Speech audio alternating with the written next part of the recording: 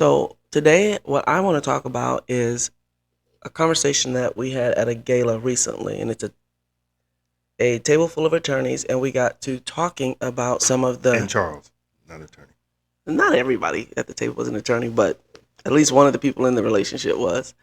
And one of the people at the table was a judge, and we got to talking about the presumption that a lot of courts take when it comes to parenting time with children. And a lot of states are starting to implement this 50-50 presumption, meaning that if it's a custody dispute, the parents break up, that they're going to start from a place of 50-50, that parents have equal time. They're going to start from that place and will shift from that based on the individual facts.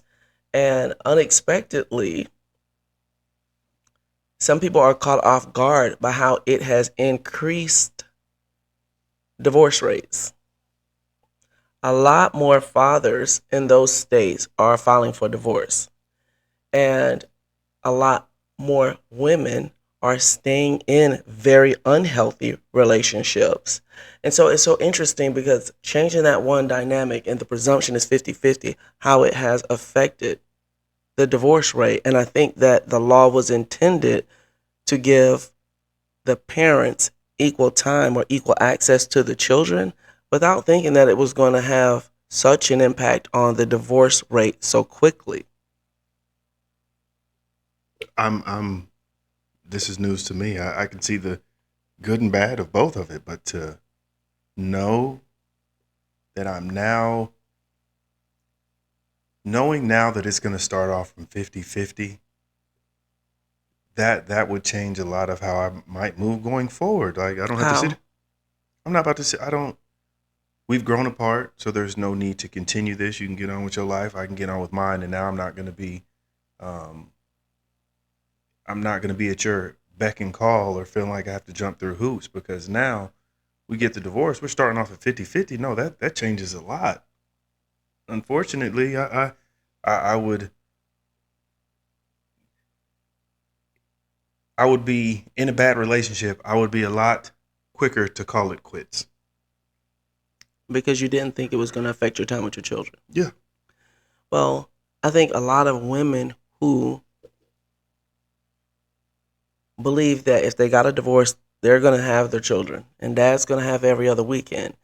Those women are staying in bad marriages, or some women are staying in bad marriages because they don't want to lose that time with their children. If they don't think that the father is a good influence or a strong enough parent in their opinion to have the children 50% of the time, those women are going to stay in those relationships because they don't want their children to kind of be split 50-50. It's an interesting thing, the thought of 50-50 parenting. I think that that is a very difficult time for most children to do a traditional 50-50. I think that I would hate that as a child. I feel like in a lot of situations it's hard for a child to get stable in a 50-50 parenting plan. I think it is what's fair to the parents, and I think it is equal, but I don't necessarily think that that equates to good for the children. I mean, I from the first initial shock, it's like, wow, I'm about to have 50-50. Like that part is amazing.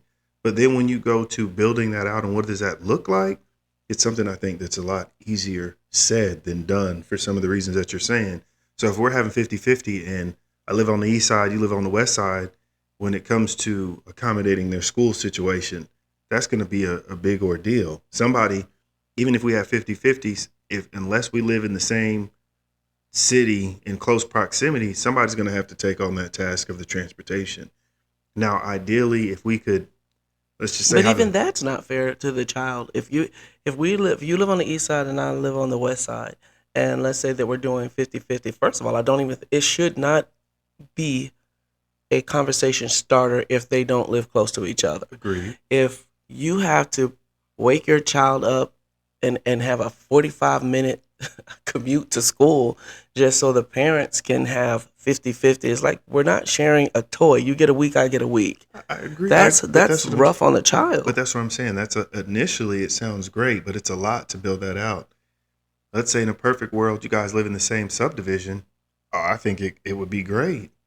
Because if you're, let's say I'm staying at mom's house and or tomorrow I'm staying at dad's house and both parents live in the same neighborhood, I would think theoretically and just in actually doing it wouldn't be a lot that would change. Yes, you have one set of rules at one house, you have another set of rules at another house, but you still can have the same group of friends. You still have the same village to help support that child because we're in the same subdivision, opposed to we're on opposite sides of the city. The only thing that's truly changing is maybe the bed that you sleep in at night, and I'm at one parent's house versus the other. But from a logistical standpoint, I'm still catching the same bus. I'm still around the same group of friends. I'm still growing up with these kids from elementary to junior I high. think that's unrealistic to say we're It, going to live in the same neighborhood. I don't think I that that agree. has to be true. And it doesn't, I think we can live where we can both be within 10, 15 minutes of taking a child to school. I would hate to live in the same subdivision with my ex. I think that's unrealistic and probably not healthy in a lot of ways. We need some space. We're not together. But if we can both take the child to school and they will still have the same friend group and all of that stuff, they still live in the same area. But I think for a child, like you and I are two very different parents. And I think if Charles, our son, lived with you for a week and then lived with me, it almost feels like it would create a split personality. When they are with me, I am more focused on your school and I'm focused on, A, B, and C. And then with you, it's a C, D, and E. You're going to give them all this healthy food and we're going to be eating Chinese takeout every night. Mom has a potty mouth, but dad barely swears. Mom listens to this music. Like it's almost like you have two different identities of who you are. You can be who you are, but your day to day stability and But you have exposure the is just same thing crazy. going on in now. If we go to school and y'all conversation are going to be different than mine, Mhm. you have if we're in the same house, those some of those issues that you're saying they're still going to be there. You have two parents. It's just that now there's not one there to police the other one to say that's not okay or that's not fair. They'll adjust. I'm not talking about policing. Like I need to monitor your behavior. You need to monitor my behavior. The difference now is that we both live in the same house, and he's grounded. He's coming home to the same house in the same bed, and we're all eating the same dinner, and we're all together as one unit. In my house, because now that you and I are divorced, in my house, I got Fred, my new boyfriend, and you got Felicia, your new girlfriend. Over here, we do things this way, and over there, you do something different. I would hate to have to feel like I'm living out of a suitcase, and I would not want to go live with my sister for a week and then go live with my brother for a week, and with my sister for a week and with my brother for a week. I don't think that most adults would want to live 1 week in this place and 1 week in the other place. Like you can love your parents and love your mom and then love your sister, but to live a week at mom's house and then a week at the most adults wouldn't put themselves through that, but they expect children who are mentally developing, emotionally developing to balance that and to do that so that you can feel like we have 50-50. We have equal time with this child. I think there are other ways for you to both be very present in the child's life. But to pack up and live at both parents' houses week on, week off, I just think it's a very hard adjustment for children. It may be, Mhm. but now we go back to the old scenario, and I'm more like a visiting parent, and I have these every other weekends and the holidays, and the I'm the partial parent. So then the child doesn't per se doesn't uh, display some of those characteristics that you would like, whether it's the yes sir, no sir, and at mom's house I can just say, hey Mike, how you doing? And there's it's good and bad either way. So I don't think that the current scenario where it's a custodial parent and a non-custodial parent, and that the other parent has them 25% of the time, there's still the pitfalls with that.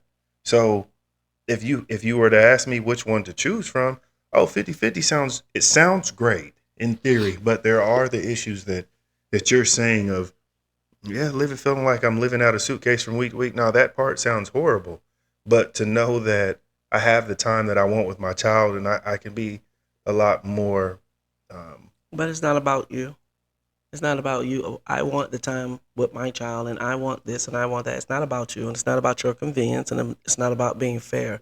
You're creating and raising a whole human with a whole life experience, and it should be what's best for the child, not what's fair to us. Now, it doesn't have to be every other weekend because I agree, and I'm a huge advocate for parents having more equal time with the child, but there's a different way, in my opinion, a better way to do it than just week on, week off, living out of a suitcase. If their time is kind of broken up, so they're kind of interweaving back and forth in and out of the house, so it doesn't feel like I'm over here for a week, and as soon as I get settled in with how mom do things, and then it's time to pack up, and I'm over here to dad's house, and dad does it this way, and I get adjusted all over again. Like we have a blended family, and we both have had those experiences when our children were young, and they're all adults now. But when they were young, they go visit the other parent. They come back. It take 2 or 3 days to get them back adjusted to how they are supposed to behave and just readjust themselves. And the same way that kids go to school and you're, you know, out for a week for spring break. It takes a day or two to get them back into the routine of things after being out of school for a week or for summer or for 2 weeks. That adjustment back and forth can be very, very difficult. And when most children get older who do that week on, week off, after they did that a few years, they generally go to their parents and tell them, I don't want to do this anymore. And they will make the call. I want to live here with you, or I want to live here with you. Most children who are raised that way generally come to their parents when they hit about 12 to 13 years old and say, yeah, I'm good on this. So would the scenario change if you did month on, month off? Oh, I think that's even worse. I think that's even worse. With the weekends alternating. So you get 2 weeks, the one parent gets 2 weekends, and then the next month they switch, and that other parent gets a month, and the other parents get 2 weeks. I think that's horrible too. I think that's horrible. I think in a situation like in an ideal, first of all, it's a bad situation that it's never going to be an ideal situation because the parents aren't raising the child in the same house together. Sometimes that's for the better. That's the best thing for the child too. But it's never going to be 100% equal. It's never going to be. I guess it is, but I'm just saying I don't know that it can be the best scenario if that's where we're starting from. How to divide this human, their time and their experience. But I think that the parenting plan where whomever the primary parent is, because I do not believe that it always needs to be the mother, but whoever the primary parent is, that they have, let's say, a Monday through Thursday, something like that. And then the parent, let's say, to make it easy, you pick up Charles Thursday after school and you keep him until you take him back to school on Monday. The interruption with the school part is the very hard part for the child, getting into the different routines. And so if you have him pick him up from school on Thursday, he spends the night at your house Thursday night, Friday night, Saturday night, Sunday. It's a 4-day weekend. And that way you are there to help with homework on Thursday and help with homework on Friday or help prepare for projects that are due on Monday. So you're an involved father in that way. Does that rotate, or that's just the visiting plan? Well, I don't think you visit your children as a parenting plan, but I'm saying that parenting time, I'm saying if you were to do that like first and third weekend, do that every other weekend. And or every week you have at least one night or 2 nights with the child. That hard stop and start and stop and start and stop and start. In my opinion, and it's just my opinion, I think it's hard for most children. Not every child. Some children I think will thrive in a week on, week off. But under the scenario, you're saying every Thursday to Monday is my time going forward. It never changes. So basically I have every weekend. No, I don't think that. No, I said first and third. You don't have every weekend. But I'm saying if Thursday is your night, our son spends every single Thursday with you. Every single Thursday overnight. You pick him up from school on Thursday and you keep him overnight. You take him back to school on Friday. But on the first and third weekend, you keep him the whole 3-day weekend. And so the stability is that Charles knows every Thursday my dad is picking me up. Spend the night with dad. Y'all create y'all routine, y'all tradition, y'all do y'all thing. It's just that this weekend it's one night. The next weekend it's 4 nights. One day, 4 days. One day, 4 days. And I just think it gives the child a little bit more stability and it doesn't interrupt. It's not as intrusive to school. There are exceptions. At the end of the day, I think every parent needs to do what they believe is best for their child. It's just a different perspective from seeing it for almost 2 decades. How it turns out in reality. It sounds good initially from a starting place, but I also say that to say I don't believe that the mother is always the person that should raise a child. I don't care if they're 2 months old. I don't think that the mother is always the best person to raise the child. It's like women think that, well, I carried the child. It's not like y'all sat down over lunch and decided, I'm going to carry the child. That's just the way biology works. It doesn't make you a better parent. It don't make you the more fit parent. It just makes you the one that physically delivered the child. But when you're talking about how we're going to put this time together and raise the child, I think different children have different needs and depends on where we live. If you are on the west side and I am on the east side, I don't think we should be trying to do any kind of 50-50 or split time that's going to be week on, week off. And some parents will say, I'm willing to make that drive. I'll get up an hour early. But again, it's not about you. Your child is waking up an hour early on a school day. Well, he can eat in the car and go back to sleep like it's disruptive to the child, especially little children. But again, it's like a nose. Everybody has one. It's just my opinion. But the other thing that was interesting in our conversation was legitimation, how the different states are allowing fathers to gain access to legitimation. In some states, signing the birth certificate gives you joint custody. It legitimizes the child. And then there's that 50-50 presumption once you sign the birth certificate. Some states, it was explained to me that some states are giving you like a 60-day window after the child is born to opt into legitimation, sign the birth certificate, all of that. And I was asked, what is my opinion? I think it's a terrible idea. I don't think that men should. This is, I'm going to get hammered for this. I know I'm going to get hammered for this. But I don't necessarily think that men should sign the birth certificate as soon as the child is born, you know, if they're not married. I just based off of what I do, I know it can be very emotional. You caught up in the whole birthing process. We had a baby shower, gender reveal, a named little tie, all this stuff. And then the baby is born and you see this child born and you're caught up in emotions.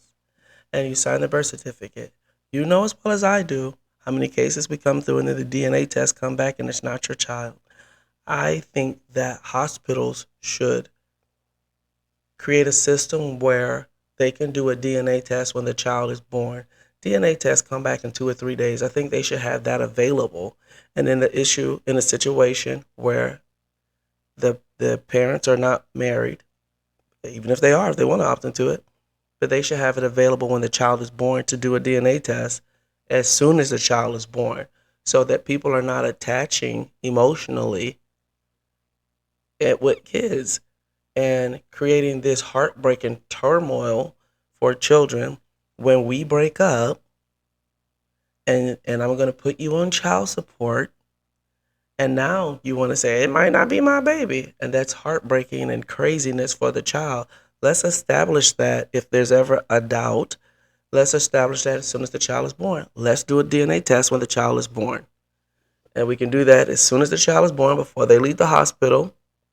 And when the DNA tests come back in a couple of days, sign the birth certificate. And then you can do that. Then the child is legitimized. 50-50 custody, 50-50 presumption, whatever you want to do then. However you decide to go with the custody part is a valid conversation after we have done the DNA test and confirmed that it's biologically the father. I think the requirement for the DNA testing along with the birth certificate sounds like a great idea. But just as in you're now the states that are having the 50-50 are Mm-hmm. starting from there and they're saying the divorces are kind of, I guess, spiking because of that. There's also going to be some issues too with there's going to be some fathers that ain't going to be told that the child was born because the mom is I going to don't be, understand. meaning some of the women that are unsure of it might be yours, it might not. There's going to be fathers, I think, that will intentionally not be told that the woman might be pregnant, one, or even told to come to the hospital to see the new baby. There's going to be a lot more breakups Then before the that children. wouldn't even be an issue. Then that was gonna that then it wouldn't have one wouldn't affect the other. It'll fix a lot I'm of the talking problems. about the fathers that are signing birth certificates and then finding out later on that you're not the father. And these children are like, we had a client that it was, I mean, head over heels in love with his daughter, and you did not find out that she was not biologically your child until she was like in second grade. And then he fought hard and long to still be the father. I've already legitimized her. Okay, I understand she's not biologically mine. I still am her father. I'm the only father. She knows. Mom reached back in her little black book and said, "Oh no, we're not dividing custody. It's still what I say goes." And here's her biological father who did a DNA test and it confirmed that he was the father, and then said, "This is my child." And then the child was told, "Don't call your dad dad. He's not your dad." Now bio dad is in the picture, and it was just a bunch of craziness. Heartbreak for the daughter, heartbreak for the legitimized father. He got unlegitimized by the court. Like, it was a nasty, messy case. And I'm saying in situations like that, because his is not unique, What did you think was best for the child? For him to still remain in that child's life? what would Or have been best for the child is if the child would have known who her biological father was and you had started that bonding experience with the but biological that's not what father. happened.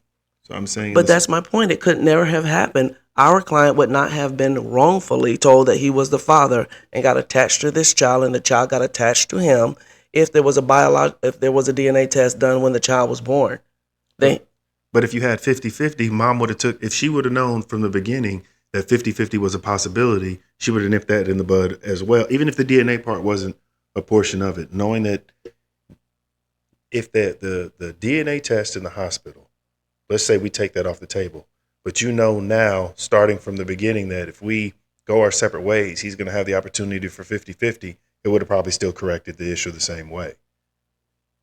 I think it's like apples and car tires. They have nothing to do with each other. The only thing they have in common is that we're talking about a child. But it is the common point is the child, but the manipulation of how sometimes women take advantage of knowing that I'm gonna get, so I'm not sole custody, not sole custody, but I'm gonna be the primary for Mm. the child, knowing that it's 50-50, it's gonna change how a lot of people move. Well, let me say this. Not everybody wants 50-50. Just because that's the presumption, that's if we both agree we want 50-50. Not all parents want 50-50, and it doesn't mean that every breakup is going to be automatically. Hold on. Having a 50-50 presumption does not mean that if y'all break up, you get 50 and you get 50. That's a starting point that the courts have to consider, that they're going to consider, and we're going to start from a place of 50-50.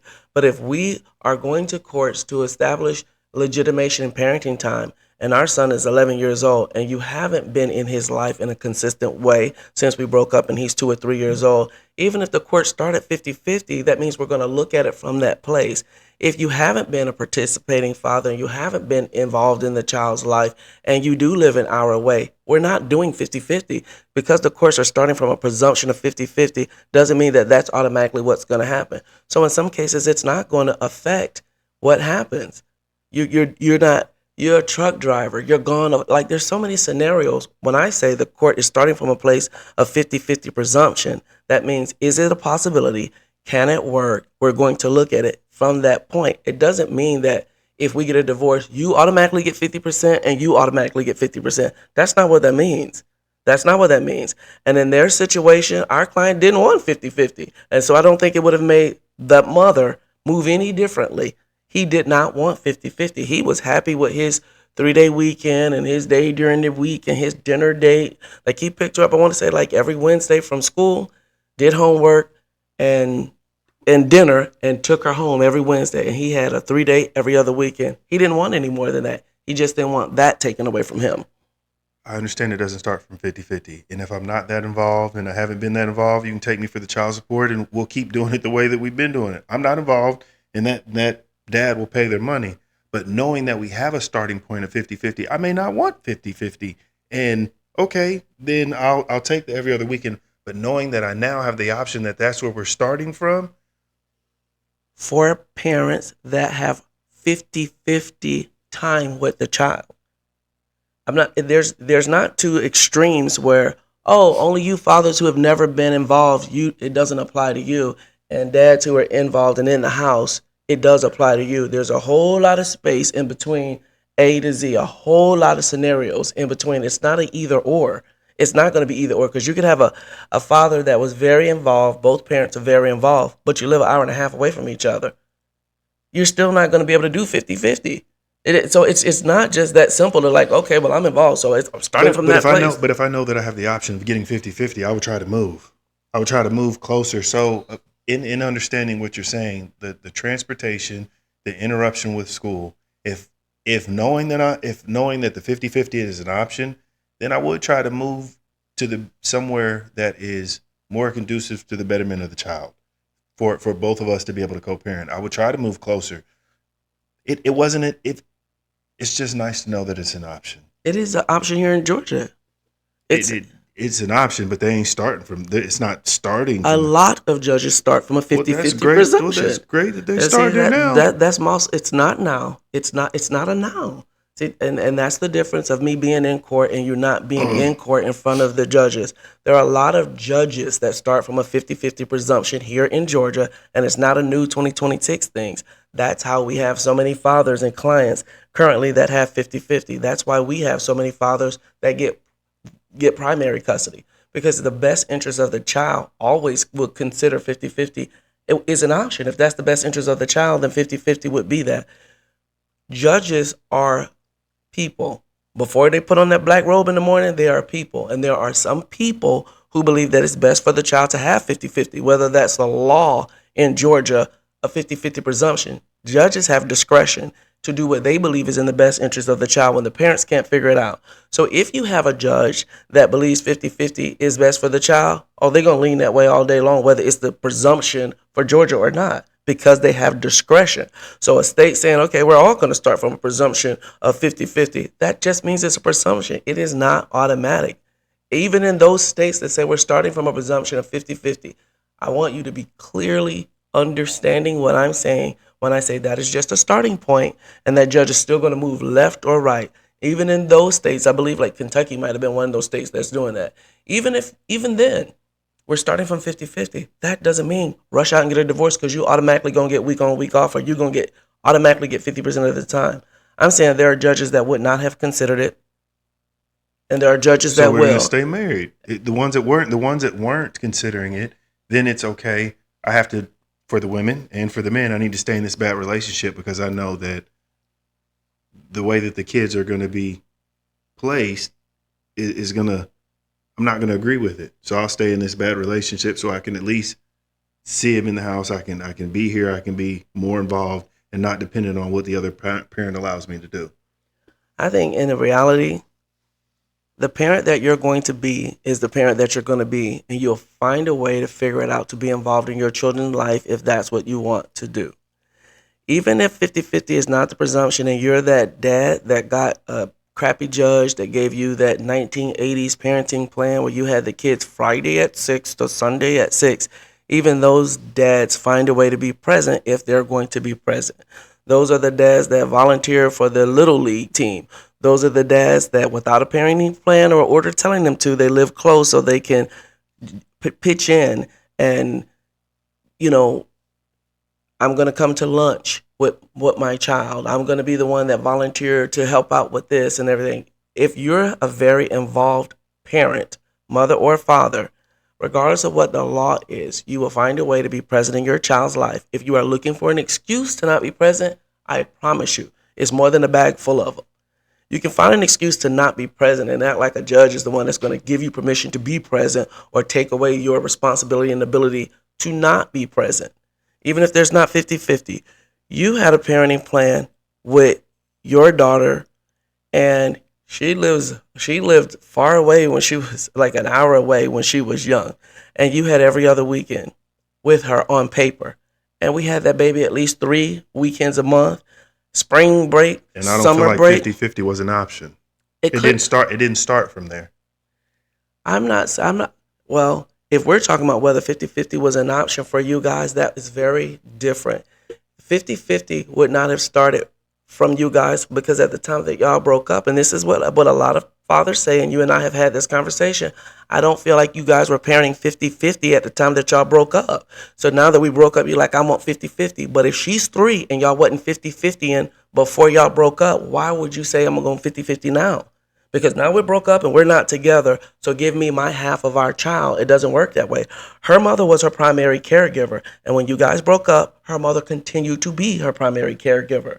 And then when we got together and you're like, okay, let me go get her this time, and you're getting, more involved, and you're getting her, so on and so forth, time and progress and things happened and changed and facts changed, and she's with you more and more and more. And by you being more involved and becoming more of the primary, it flipped naturally the way that I'm saying things happen, because when you started to get her more, she started to be at her house more. And it went from an extra weekend to an extra week to the summer till she came to live with you. It is exactly my point that I'm saying now. You became a hell of a lot more involved, and she ended up living with you. But at the time that we're breaking up, it's okay, well, I'm going back to New York to where your family was for a few months. She was here with her mother, and you were back in New York. And I'm just saying it's a back and forth of whatever. I didn't go back to New York. Charles, you moved back to New York, and she went with you where y'all broke up in Indiana. There were times when you and her mom broke up that she lived with her mother. Her mama brought her to you in New York. That was one time. She was 3. You're saying she's 3, but we moved back to Atlanta, bought a house, and broke up from here. So at the time that we bought a house, no, I was involved and present. So the time that you're talking about when she was 2. When you're saying we bought a house and we broke up from there, y'all bought a house that y'all didn't even live in for 90 days? So I'm not talking about that moment. Yes, but you and her broke up off and on.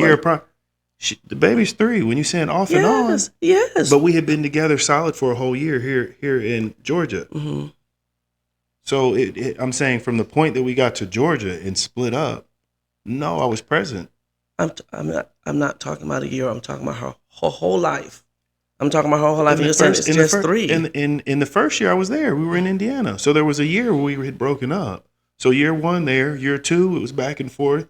And then year 3, I was here and we were together. So it wasn't multiple times of back and forth. My opinion of your relationship that I saw when you guys got together, that her mother was her primary caregiver. That's my opinion. When the two of you broke up and we met, after y'all broke up here, she lived with her mother, and you did not live with her. I didn't have another option. What option did I have? What do you mean you didn't have an option? You said she lived with her mother. Yes. I had to go to court to have that, to establish rights and the visitation and the legitimation and all of those things. No. No, you didn't have to go to court to do all of that. You had her before you went to court to do the legitimation. We did the legitimation together. When I met you, you had her. And we saw how that visitation was going. It was dictated to what she wanted to give me. And when she got mad, no, not today. Y'all both had a role to play in that. I'm not both saying that had a role to play. I'm not saying that we didn't, but I didn't have an option of 50-50. At least it didn't feel that way to me. Now, legally, behind how the courts and what is allowed and how they do things, we were together for a year, solid here. I was involved. And yes, I could get her when mom said it was okay. Mm-hmm. Outside of you needing a babysitter for the weekend, if it was something else and mom didn't agree, the answer was no. That was some of the reason why we ended up going to court, because if I didn't jump the way that you wanted, then it was, you can't get her. We've had this conversation back and forth. 50-50, I think, is a wonderful thing. We don't necessarily agree on that. We don't. At all. We don't. And like a lot of parents, I feel like when the child is born, if fathers will say, oh, well, the mom gets the upper hand and so on and so forth. If the mom is there consistently from birth, even if it's a year back and forth, even if it's 3 or 4 months and you're not seeing her or whatever, there's not an option in that situation. She was with her mother. Her mom would get mad and not let you have her. I witnessed that firsthand. But then you and the mom would also get in an argument and you would decide, I'm not going to go get her too. And the mom would say, hey, can you watch her? No. And you would go time where you didn't see her. I'm like, I'm going to put my hands on her, mama. I'm going to fight somebody. I feel like doing this and doing that. You're And not going to tell me what I can do and dictate the time that I can have with her. mm-hmm. So when it's convenient for you, I can have her. But if I make plans and now you're mad, I can't see her, I'm not about to do this. So to keep from making the situation worse, I need to regroup, and we're not gonna do this right now, because I'm gonna end up putting myself in a situation that if when it all settles down and the emotions die down, I'm gonna have put myself in a position that it's not gonna be an option to do that. So for the betterment of hopefully being able to see her later, or figuring something out, yeah, that was why that decision was made. So it wasn't just, oh, I'm not I'm going to not see. saying I don't understand it, but what I'm saying, in those moments where you choose to calm yourself down, your daughter is still without you. But she didn't have to be without me, because I would have came and got her. But now you're telling me no. So I'm not about to sit here and be told. So to be spiteful, not to be spiteful. I'm not going to go see you I'm because coming. your mom didn't give plans, me. but I made plans to come get you, Mm-hmm. and now your mom is saying no. Mm-hmm. I can't come get her. I can't do anything about it. So you can snatch it away when you want to. So in turn, I'm not going to subject myself to that. Period. I understand that she needs me, but if she needed me that bad, then she could have came to see me when I had made arrangements and we had agreed on it. No, I'm saying your daughter needs you. Agreed, she does. So what you mean, if she needs me, she could have made arrangements. Who is I'm this talking she? about her mom. If I'm not talking about her I made mom. plans to get her on Saturday and mom Correct. said, no, you're not getting her now, Mm-hmm. what am I supposed to do with that? Go to court and get a parenting plan. And we eventually did that. Eventually. Yeah. But again, well, even then, the thing that y'all were going back and forth when I said, okay, I'm not going to continue to do this, we need to go to court and do it, it still wasn't something that you initiated doing. You were going to complain about the same thing that she was doing before I even met you, I without doing anything about it. And I appreciate you for being there and exposing me and letting me know how things could be done. That was one of the best things that you talked me into going to do. But I wasn't aware, and I would have continued running my head into the wall, being insane, doing the same thing over and over and expecting something different. Even in that time, I'm just saying that she needed the baby, needed the stability. And regardless if mom was acting out, and in your case, she was, and then there were times that you were inconsistent, and yes, sometimes you were, regardless of if you felt like it was valid or not. I'm not saying it wasn't valid, and I'm not saying that you didn't need that space to let me calm down, and I'm not going to be a pawn and toyed with back and forth, because there were times that I remember that we planned big things, and her mom played the games. And I remember how hurt you were, and I remember your frustration and sometimes close to rage about not having her when you made plans to have her because her mom was being petty. In the midst of all of that, the baby is not seeing you, regardless of whose fault it is, and she lives an hour away, and there can't be a 50-50 unless we did. Remember when she played soccer? Do you remember how hard that was? It was rough. We Driving wanted her to driving an hour to go get her, hour back to take her to soccer practice, to wake up at 5, 6 o'clock in the morning to make sure that she went to school on time. I was just happy to have the opportunity to spend the time. And I think if her mom would have known that there was going to be a presumption that we were going to be starting from 50-50, she would have behaved totally different. I disagree. Well, we'll never know. Her mom would have been, I believe, her mom would have been elated to give you 50-50. I don't believe that. Her mom said, I want to move to Miami. Can y'all keep her? That was just a conversation, because the moment that we said, yeah, it started getting shaky. Wait a minute. No, she didn't get the job. She was supposed to be moving to Miami for a relationship or whatever. That wasn't gonna happen. When it didn't happen. When you guys, I think in the beginning when you guys broke up, it was a lot of emotions and things were still blah blah blah.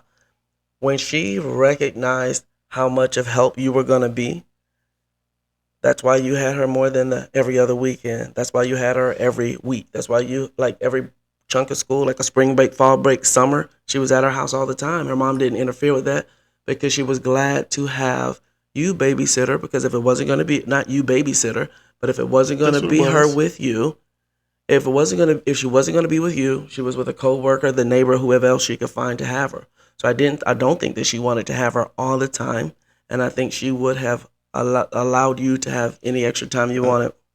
but just like you said, to Mm. have me babysit, and when we had the conversation of just switching custody, no, it's not happening. It's not. So if you wanted my help that much, and when we tried to talk about it first before the court had to be involved, no, you weren't gonna let that control go. It wasn't happening. I no. It is a great thing, and it's unfortunate that there are. Whenever you make a change, there's going to be some pros and some cons and flaws to it. And the 50-50, I feel starting with that being an idea of a starting point, I feel like is a better scenario than the previous one. Hopefully you can get it right. And there's no way that's going to be a fail safe, foolproof plan. But if I had to choose between which one of the two, I would rather start with we're going to presume it's 50-50. And if I don't get 50-50 and it's 70-30, okay, that's fine. But just knowing that we're starting from the 50-50, and I understand the school schedule and the living out of a suitcase, or that's going to be a lot on the child. At the end of the day, whatever's best for the child, I think should be the concern, and that should be the priority. But understanding that we are starting, it's presumed that we're starting for 50-50, I'm all for it. My thought is this, and this will be my last comment on it, because you and I will go to bat against each other on the topic like we always do. I feel like as a parent, if it's your priority to be in your child's life, you will find a way and stop finding excuses. And I don't think that it took me necessarily. I just happened to be the person that was with you. But I think that you could have very easily, when the two of you broke up when she was 3, went to the courts and legitimized her and got custody. It wasn't, oh, I'm so young, I'm so naive, I'm not a lawyer, I don't know what to do. If you start asking questions, how do I get custody of my child? Research it, look it up, ask somebody, have a starting point, and figure out how. This is not novel. People been breaking up. People been getting divorced or breaking up and getting custody and visitation of children for a long time. A long time. So it didn't take me to say, hey, Charles, this is what you should do. If that was important to you, you figure it out. For all of these fathers, it didn't matter. Even if 50-50 wasn't a thing, but you have a parenting plan, even if it was a consistent every other weekend.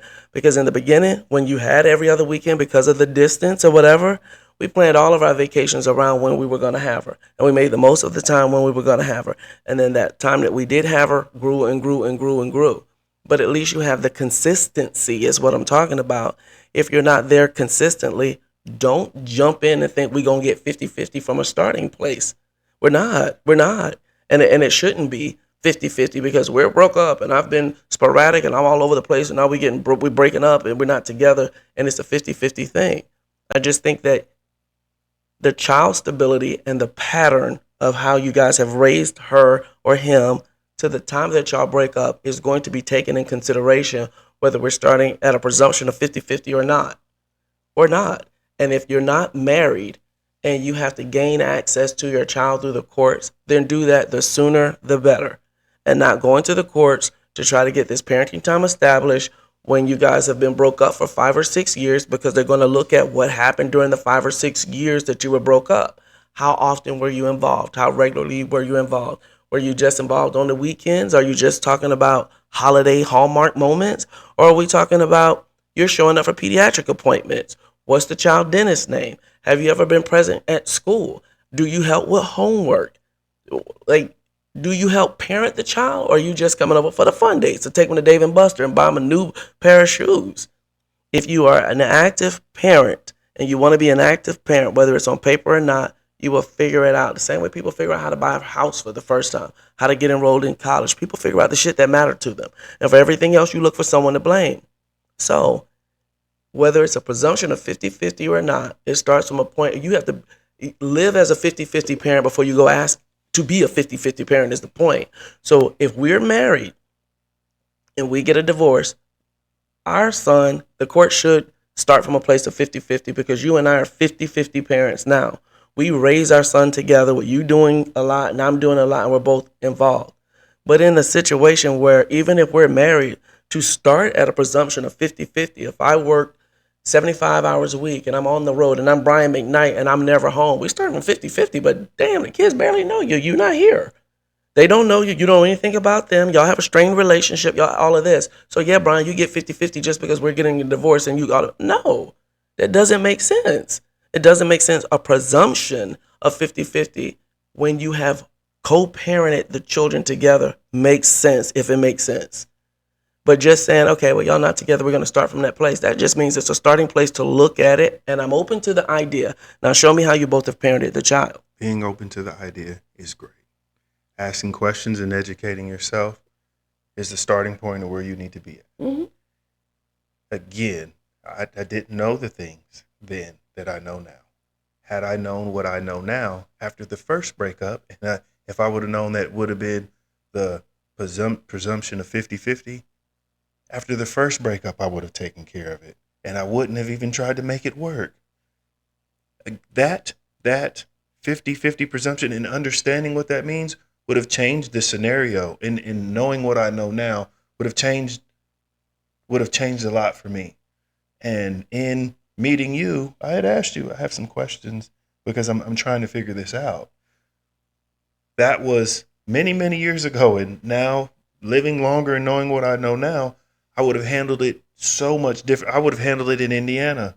We wouldn't have got all the way to Georgia. And I would have been, even if it wouldn't have been 50-50, just having the knowledge of actually how it worked and what understanding visitation and custody, having that understanding, if I would have had it then at 21, I would have handled it so much differently. It was a trial by error, trial by feelings, trial by a lot of different things. And I'm just saying, the courts now saying that this is a starting point is a game changer. And for the fathers or mothers that hear that, I would advise you, ask more questions, find out about it. So now you have a idea of the big picture, and then you can move from there. That it's one of those things that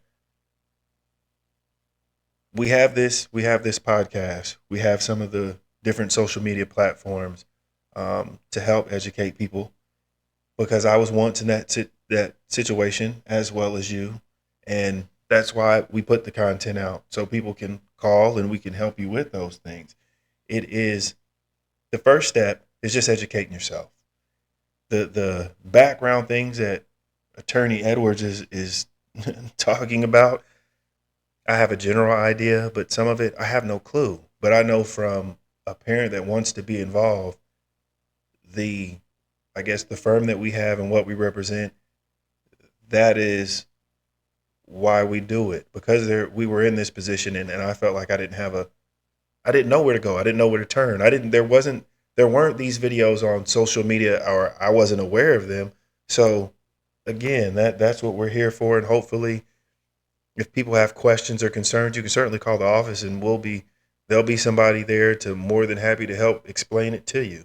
But the person that I was 20 plus years ago is not the same one now. I would ask those questions.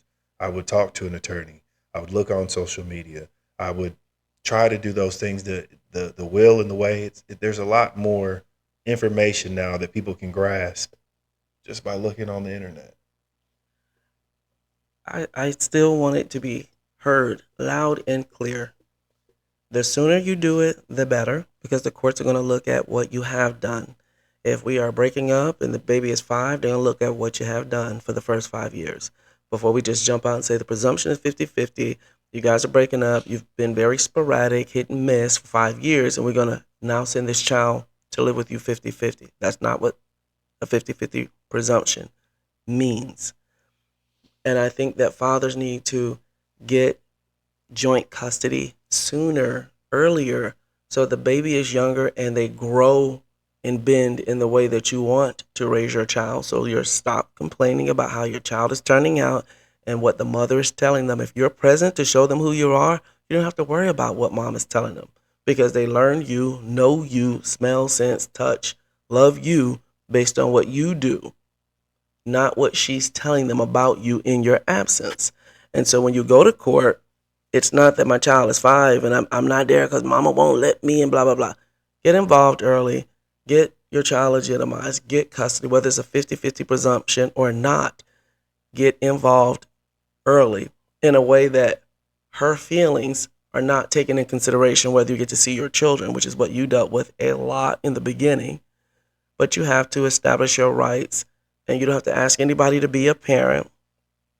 So just make sure that you get involved early, get joint custody, get your child legitimized, whether the presumption is 50-50 or not, you need it in writing. And like Charles is saying, a lot of people don't know how to do that, but call us. We're here to help. We are here to help.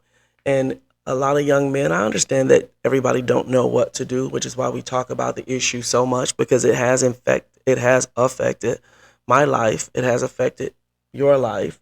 Like, it's what we've lived in our personal life, and it being in a blended family, both of us, it's just it's having the access to the information. So if you need more information on the topic, we'd love to talk to you about it. We're on most of the larger platforms where we talk about this and have talked about it for years. But give us a call so that you can get it started.